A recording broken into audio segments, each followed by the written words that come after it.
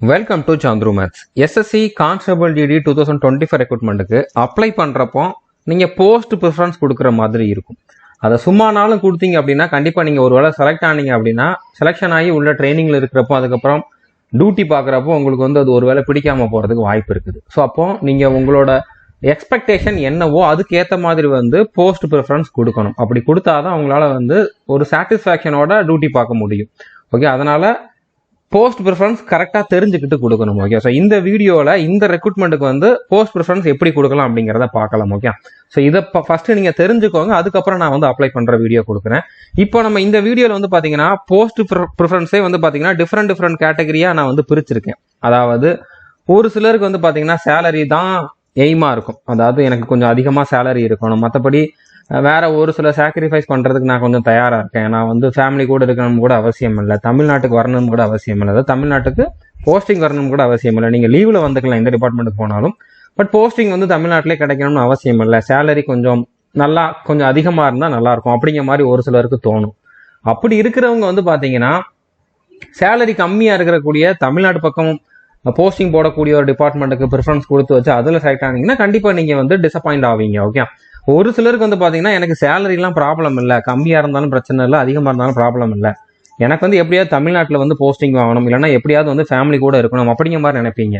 அந்த மாதிரி நினைக்கிறவங்க அந்த ஆர்டரில் ப்ரிஃபரன்ஸ் கொடுக்காம சேலரி அதிகமாக இருக்கக்கூடிய ஒரு போஸ்ட் ஆனால் அதில் வந்து நீங்கள் ஃபேமிலி கூட இருக்க முடியாது அப்படிங்கிற மாதிரி ஒரு போஸ்ட்டில் செலக்ட் ஆகிட்டீங்க அப்படின்னா உங்களுக்கு சேலரி அதிகமாக வந்தாலுமே உங்களுக்கு ஒரு சாட்டிஸ்ஃபேக்ஷன் இருக்காது. ஏன்னா உங்களோட எக்ஸ்பெக்டேஷன் வேற. ஓகே, ஒவ்வொருத்தருக்கும் அவங்களோட விருப்பம் வந்து வேறையா தான் இருக்கும். ஸோ அதுக்கு ஏற்ற மாதிரி நீங்கள் வந்து ப்ரிஃபரன்ஸ் கொடுக்கணும். ஸோ அது அந்த பாயிண்ட் ஆஃப் வியூவில் வந்து நான் இதை 6ஆக பிரிச்சிருக்கேன். ஒன்று வந்து பார்த்தீங்கன்னா சேலரி அதிகமாக இருக்கக்கூடிய போஸ்ட் வைஸ் வந்து எப்படி நீங்கள் வந்து ப்ரிஃபரன்ஸ் கொடுக்கணும், ஹோம் போஸ்டிங் கிடைக்கணும் அப்படின்னா எப்படி ப்ரிஃபரன்ஸ் கொடுக்கணும், ப்ரொமோஷன் கொஞ்சம் குயிக்காக இருக்கணும் அப்படின்னா எப்படி ப்ரொமோஷன் கொடுக்கணும், ஃபேமிலி குவார்டர்ஸ் வந்து இருக்கணும், இல்லைனா அட்லீஸ்ட் ஃபேமிலி கூட வந்து உங்களுக்கு இருக்கிறதுக்கான அந்த ப்ரொவிஷன் இருக்கணும். நீங்கள் உங்களுக்கு குவார்டர்ஸ் கிடைக்கலாட்டியுமே நீங்கள் டியூட்டி பார்க்குற இடத்துல நீங்களே கூட வீடு பார்த்து இருந்துக்கலாம் அப்படிங்கிற மாதிரி ஒரு ஏரியாவில் வந்து போஸ்டிங் கிடைக்கணும் அப்படின்னு நினைக்கிறவங்களும் ஒரு சிலர் இருப்பாங்க. ஸோ அதுக்கு எப்படி ப்ரிஃபரன்ஸ் கொடுக்கணும். கேர்ள்ஸ் கண்டிப்பாக வந்து பார்த்தீங்கன்னா இது நிறைய பேர் வந்து எக்ஸ்பெக்ட் பண்ணுவீங்க. உமன் கேண்டிடேட்ஸுக்கு வந்து ஒரு சில ரெஸ்ட்ரிக்ஷன்ஸ் இருக்கும். நம்ம ஊரை பொறுத்த வரைக்கும் எல்லா வீட்லேயுமே வந்து இந்த மாதிரி இருந்தால் நல்லா இருக்கும் அப்படிங்கிற மாதிரி எக்ஸ்பெக்ட் பண்ணுவாங்க. ஓகே, ஸோ அவங்கெல்லாம் எப்படி கொடுத்தா கொஞ்சம் நல்லா இருக்கும் அப்படிங்கிறதையும் பார்க்க போகிறோம். அடுத்ததா ஒரு சில போஸ்ட்டுக்கு வந்து பார்த்தீங்கன்னா ஆல் இண்டியா லெவலில் நம்ம எடுத்து பார்த்தோம்னா கட் ஆஃப் அதுக்கு தான் அதிகமாக வரும். இந்தியா ஃபுல்லாக எடுத்து பார்த்தா இதுதான் அதிக பேர் விரும்புகிற போஸ்ட்டாக இருக்கும். ஸோ அந்த மாதிரி இருக்கிறதுல வந்து பார்த்தீங்கன்னா கட் ஆஃப் வந்து கொஞ்சம் அதிகமாக இருக்கும். ஸோ அந்த கட் ஆஃப் அதிகமாக இருக்கக்கூடிய அந்த ஆர்டரில் வந்து எப்படி ப்ரிஃபரன்ஸ் கொடுக்கலாம் அப்படிங்கிறதையும் பார்க்க போகிறோம். இதில் உங்களுக்கு எது தேவையோ அதை வந்து நீங்கள் சூஸ் பண்ணிக்கோங்க. அதுக்கப்புறம் இந்த ரெக்ரூட்மெண்ட் ரிலேட்டடாக நம்ம வந்து இது வரைக்கும் 2 வீடியோ கொடுத்துருக்கோம். ஒன்று வந்து பார்த்தீங்கன்னா டோட்டலாக இந்த நோட்டிஃபிகேஷன் ரிலீஸ் ஆனப்போ நான் கொடுத்துருந்தேன் A to Z information video. அதிலே வந்து பார்த்தீங்கன்னா 120 days ஸ்டடி ஸ்ட்ராட்டஜியும் கொடுத்துருப்பேன். மற்றபடி உங்களுக்கு தேவையான எல்லா டவுட்டுமே இதில் கிளியர் ஆயிருக்கும். ஸோ இந்த ஒரு வீடியோ நீங்கள் பார்க்கல அப்படின்னா பார்த்துருங்க. 42 நிமிஷம் 37 செகண்ட் இருக்குது. ஓகே, இதில் வந்து A to Z எல்லாமே டிஸ்கஸ் பண்ணியிருப்பேன். அடுத்ததாக ஸ்டேட் வைஸ் வேகன்சிஸ் ரிலீஸ் பண்ணாங்க. தமிழ்நாட்டுக்கு மட்டும் வந்து பார்த்தீங்கன்னா 1176 வேகன்சிஸ் இருக்குது. இதை பற்றின டீட்டெயில் வந்து இந்த வீடியோவில் டிஸ்கஸ் பண்ணியிருப்பேன். ஸோ இப்போ வந்து நம்ம போஸ்ட் கோட் என்ன அப்படிங்கிறத பார்க்கலாம். நீங்கள் வந்து அப்ளை பண்ணுறப்போ வந்து CASF CRPF அப்படிங்கிற மாதிரி கொடுக்க மாட்டீங்க. ABCD அப்படிங்கக்கூடிய அந்த ஆல்ஃபபெட்ஸை தான் வந்து கொடுப்பீங்க ப்ரிஃபரன்ஸாக. ஓகே, அதில் BSFோட போஸ்ட் கோட் வந்து பார்த்தீங்கன்னா A, CSFக்கு B, CRPFக்கு C, SSBக்கு D, ITBPக்கு E, அசாம் ரைஃபிள்ஸுக்கு F, NCBக்கு G, SSFக்கு H. ஓகே, இந்த ரெண்டுக்கும் வந்து பார்த்தீங்கன்னா ஆல் இண்டியா லெவலில் வந்து கட் ஆஃப் இருக்கும். இப்போ சேலரி பேஸ் பண்ணி நீங்கள் ப்ரிஃபரன்ஸ் எப்படி கொடுக்கலாம், அதாவது எனக்கு சேலரி தான் முக்கியம், கொஞ்சம் அதிகமான சேலரி வந்துச்சுன்னா நல்லாயிருக்கும் அப்படின்னு நினைக்கிறவங்க வந்து இந்த ஆர்டரில் கொடுத்தீங்கன்னா கரெக்டாக இருக்கும். உங்களுக்கு வந்து ஒவ்வொரு மாதமுமே வந்து நல்ல சேலரி வரும். ட்ரைனிங் அப்போ எல்லா டிபார்ட்மெண்ட்லேயுமே வந்து ஒரே மாதிரி சேலரி தான் இருக்கும். ஏன்னா அப்போ வந்து உங்களுக்கு அலவன்ஸ் எல்லாம் அதிகமாக இருக்காது. இப்போ ட்ரைனிங் முடிச்சதுக்கப்புறம் எங்கே போஸ்டிங் போகிறீங்க, எந்த டிபார்ட்மெண்ட்டில் இருக்கீங்க அப்படிங்கிறத பொறுத்து சேலரி அதிகமாகும் கம்மியாகும். ஓகே, இப்போ BSF CRPF ITBP SSB Assam ரைஃபிள்மே எடுத்துக்கலாம். இந்த 5 டிபார்ட்மெண்ட்லையுமே வந்து பார்த்தீங்கன்னா நல்ல சேலரி இருக்கும். சேலரி ஒரு டிபார்ட்மெண்ட்ல அதிகமாக கொடுக்குறாங்கன்னா அதுக்கு பின்னால வந்து ரிஸ்க் இருக்கும். அதுக்கு பின்னால நீங்கள் நிறைய விஷயத்த வந்து சாக்ரிஃபைஸ் பண்ணுற மாதிரி இருக்கும். அதாவது நீங்கள் வேலை பார்க்கக்கூடிய இடத்தோட அந்த கிளைமேட் கண்டிஷன் வந்து ரொம்ப டிஃபிகல்ட்டானதாக இருக்கும். நீங்கள் ஃபேமிலியை கூட வச்சுக்க முடியாத மாதிரி இருக்கும். அந்த மாதிரிலாம் இருக்கிற ரீசனால தான் அதுலலாம் வந்து நிறைய அலோவன்ஸ் கொடுப்பாங்க, சேலரி அதிகமா இருக்கும். ஓகே. ஸோ இப்போ ஃபார் எக்ஸாம்பிள் நீங்க வந்து இந்த ஃபர்ஸ்ட் 4 டிபார்ட்மெண்ட் எடுத்தீங்க அப்படின்னா பிஎஸ்எஃப், சிஆர்பிஎஃப், ஐடிபிபி, எஸ்எஸ்பி இதெல்லாம் வந்து பாத்தீங்கன்னா கிட்டத்தட்ட 45,000 50,000 வந்து கான்ஸ்டபிளுக்கே இருக்கும். ஓகே. இப்போ நீங்க வந்து சிஎஸ்எஃப் எடுத்துக்கிட்டீங்கன்னு வச்சுக்கோங்களேன், சிஎஸ்எஃப்ல சப் இன்ஸ்பெக்டர் வந்து ட்ரைனிங் முடிச்சு மாச சம்பளம் எவ்வளவு வாங்குறாரோ அதை விட அதிகமாவே வந்து பாத்தீங்கன்னா இந்த பிஎஸ்எஃப், சிஆர்பிஎஃப், ஐடிபிபி, எஸ்எஸ்பில இருக்கக்கூடிய கான்ஸ்டபிள் வாங்குவாங்க. ஓகே. ஏன்னா அவங்களுக்கு ரிஸ்க் அலோவன்ஸ் அந்த மாதிரி அதிகமா இருக்கும். இதுக்கு கிட்டத்தட்ட ஈக்குவலான சேலரி இல்லைன்னா அதிகமான சேலரியே வந்து கான்ஸ்டபிளுக்கே கிடைக்கும். ஸோ புரிஞ்சிருக்கும்னு நினைக்கிறேன். சேலரி வந்து நீங்க டியூட்டி பார்க்குற டிபார்ட்மெண்ட் அடுத்தது நீங்க டியூட்டி பார்க்குற அந்த இடத்த பொறுத்து வந்து மாறும். ஸோ புரிஞ்சிருக்கும்னு நினைக்கிறேன்.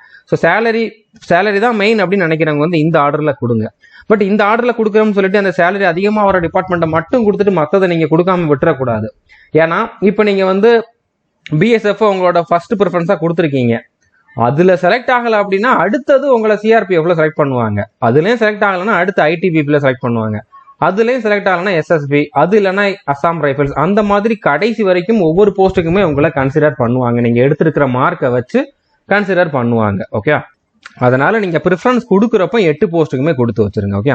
ஸோ உங்களுக்கு சேலரி வேணும், சேலரி நல்ல சேலரி இருக்கணும் அப்படின்னா நீங்க கொடுக்க வேண்டிய ஆர்டர் வந்து பாத்தீங்கன்னா ACEDFGBH இந்த ஆர்டர்ல வந்து கொடுங்க. ஓகே.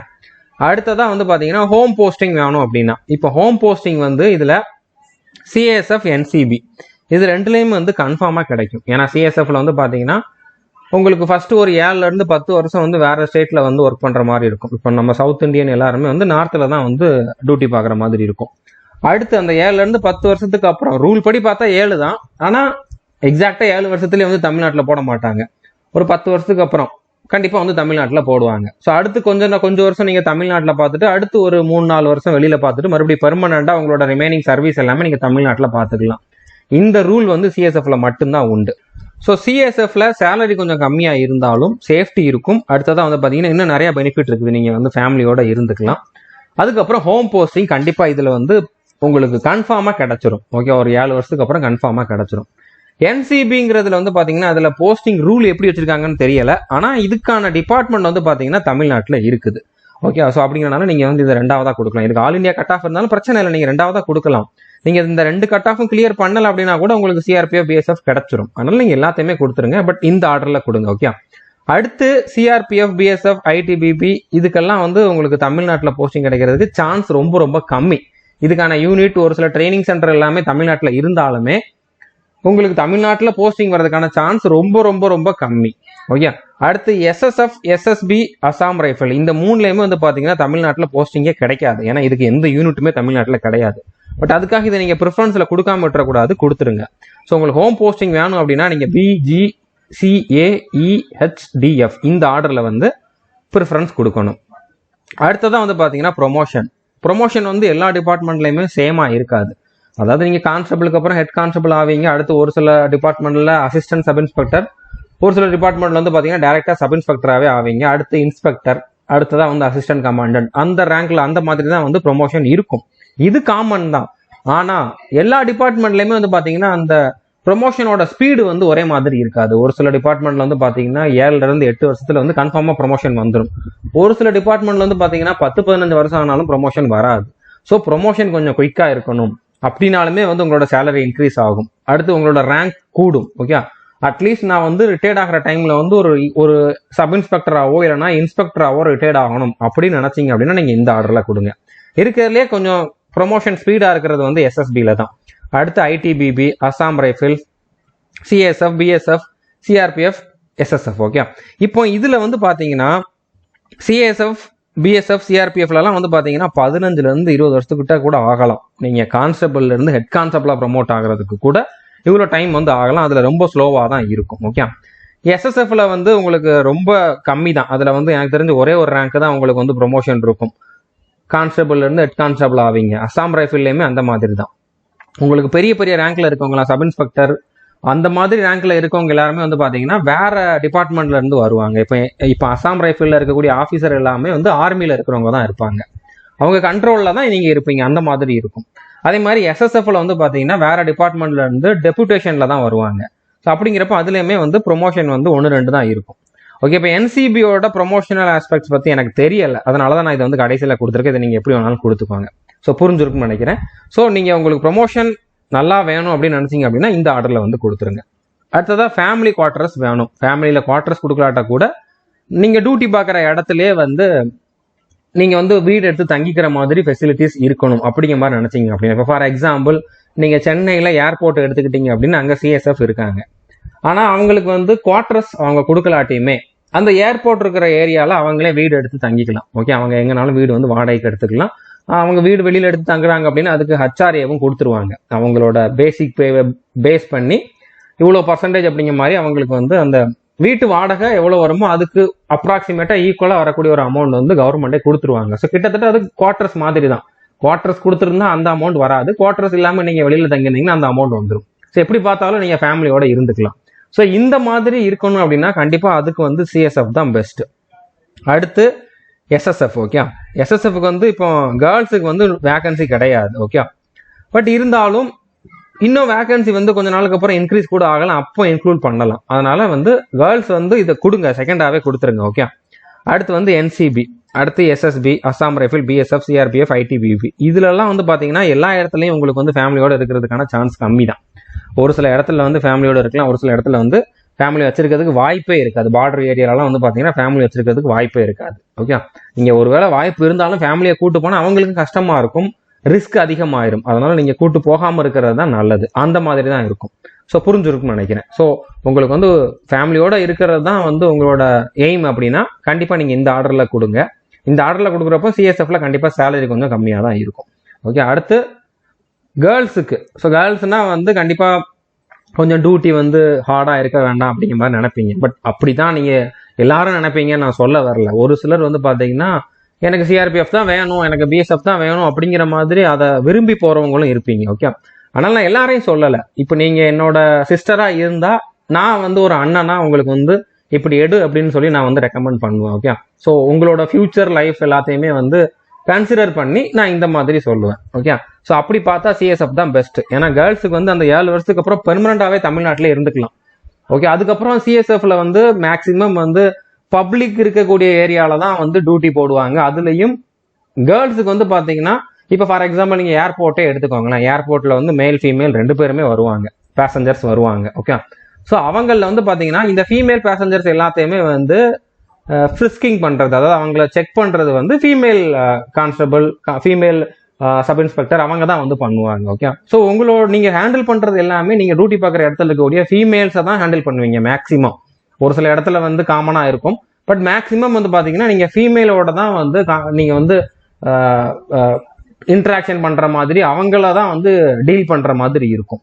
ஸோ அதனால சிஎஸ்எஃப் வந்து ரொம்ப ரொம்ப பெஸ்ட் கேர்ள்ஸுக்கு. ஓகே, அடுத்து எஸ்எஸ்எஃப். இது வந்து உங்களுக்கு பெர்மனண்டாக டெல்லியில் தான் போஸ்டிங் இருக்கும், பட் இருந்தாலும் இதில் வந்து உங்களுக்கு ரொம்ப ஒர்க் ப்ரெஷர் இருக்காது, நீங்கள் அந்த சிட்டிக்குள்ளே தான் இருப்பீங்க. அப்படிங்கிறனால இது வந்து எனக்கு தெரிஞ்சு இதுக்கப்புறம் இருக்கக்கூடிய பெஸ்ட்டாக இருக்கும்.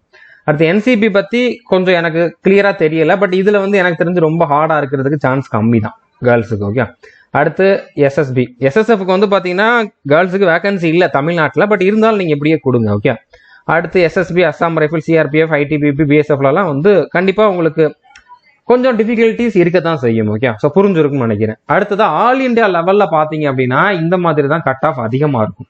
அதாவது நீங்கள் எல்லா ஸ்டேட்டையும் எடுத்து பார்த்தீங்கன்னு வச்சுக்கோங்களேன், பர்டிகுலராக நார்த் இந்தியன்ஸ் எல்லாமே வந்து பார்த்தீங்கன்னா இந்த ஆர்டரில் தான் வந்து மேக்ஸிமம் ப்ரிஃபரன்ஸ் கொடுப்பாங்க. ஸோ இப்போ வந்து என்சிபி, எஸ்எஸ்எஃப்க்கு வந்து கண்டிப்பாக கட் ஆஃப் அதிகமாக தான் இருக்கும். ஏன்னா இதுக்கு வந்து all India vacancy, all India cut off இருக்க போகுது. ஸோ அப்போ கண்டிப்பாக வந்து அதுக்கு வந்து அதிகமாக தான் கட் ஆஃப் இருக்க போகுது. ஓகே, அடுத்து இருக்கக்கூடிய ஃபோர்ஸஸில் வந்து பார்த்தீங்கன்னா சிஎஸ்எஃப், எஸ்எஸ்பி இந்த ரெண்டுக்குமே வந்து ஈக்குவல் இம்பார்ட்டன்ஸ் கொடுப்பாங்க. நார்த்தில் தான் வந்து இப்போ எஸ்எஸ்பிக்கு வந்து போஸ்டிங் போடுவாங்க. அப்படிங்கிறனால நார்த்தில் வந்து நார்த்தில் இருக்கவங்களுக்கு அதுதான் வந்து ஃபர்ஸ்ட் ப்ரிஃபரன்ஸாகவே இருக்கும். ஏன்னா அவங்களுக்கு வந்து சேலரி நல்லா இருக்கும், அடுத்ததாக வந்து ப்ரொமோஷன் நல்லா இருக்கும். ஸோ அந்த மாதிரி நிறைய பெனிஃபிட்ஸ் இருக்குது, ரிஸ்க் கம்மி. அப்படிங்கிறனால எஸ்எஸ்பி தான் வந்து பார்த்தீங்கன்னா நார்த் இந்தியனுக்கு வந்து இருக்கக்கூடிய ஃபர்ஸ்ட் ப்ரிஃபரன்ஸில் இருக்கும். ஓகே, அடுத்து சிஎஸ்எஃப் இருக்கும், அதுக்கப்புறம் வந்து இந்த ஆர்டரில் வந்து கொடுத்துருப்பாங்க. ஓகே, ஸோ இது உங்களுக்கு நிறைய பேருக்கு தேவை இருக்காது, ஒரு பேசிக் ஐடியாக்காக நான் வந்து சொல்கிறேன். ஸோ புரிஞ்சிருக்குன்னு நினைக்கிறேன். இந்த ஆர்டரில் வந்து நீங்கள் அப்ளை பண்ணுறப்போ ப்ரிஃபரன்ஸ் கொடுங்க. ஓகே, நான் அப்ளை பண்ணுற வீடியோ கொடுத்ததுக்கப்புறம் பார்த்துட்டு தெளிவாக அப்ளை பண்ணுங்கள். All the best. தேங்க்யூ.